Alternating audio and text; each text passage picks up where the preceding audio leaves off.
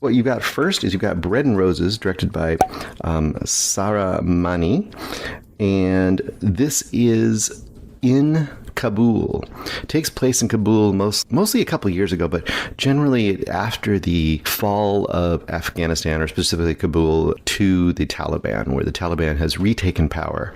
And what you're doing here is mostly following several women and how the role of women, and you might expect under the Taliban, how the role of women in that area specifically has changed with the reinstallation of the Taliban as the rulers of that area. So some of the main things they do, if you don't know, of course, there's, I think, Sharia law, I believe is what it's called. But either way, the Taliban basically, women don't hold jobs.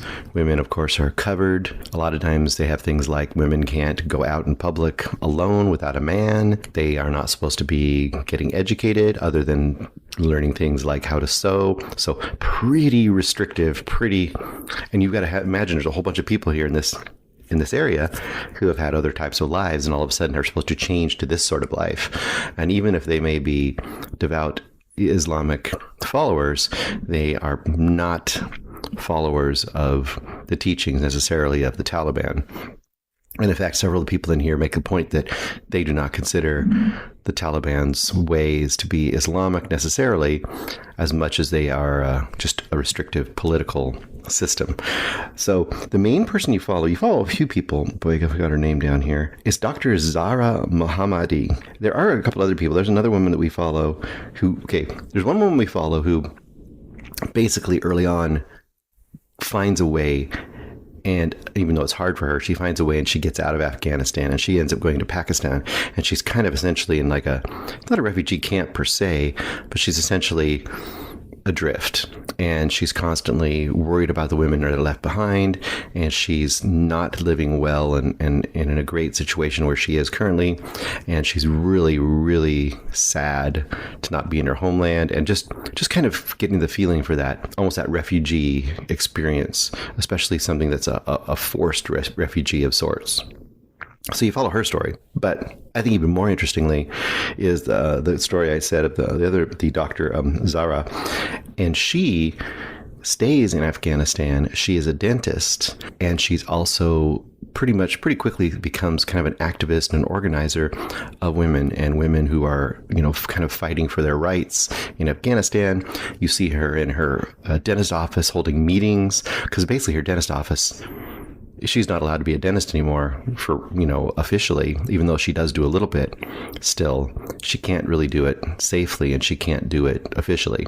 And just watching, you talk about people around here who, I don't know, people who want to be like demonstrators or fight for a cause.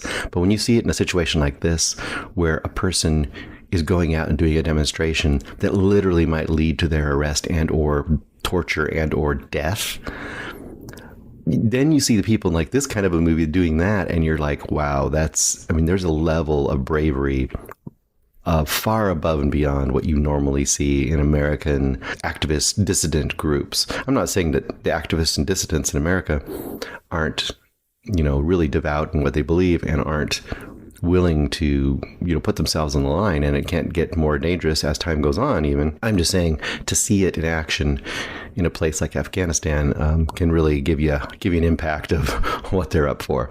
All that being said, this movie is a pretty basic but pretty good documentary. I'd say it's a little bit rambly. I mean, it's one of those documentaries where you're getting the footage you get because the people inside are getting the best they can get. So it's not done in it's not done with the eye of a photojournalist. It's not done with the organization and the slickness that you might get with a documentary crew. So it's much more of a, boots on the ground style of footage that you're just getting the way you get it. So I could see this movie being a bit annoying. I know that Eric sometimes gets annoyed by these documentaries that he kind of feels don't go anywhere. And I can see there's some of that in here. There's a little bit of, that kind of that randomness of a video blog or something like that.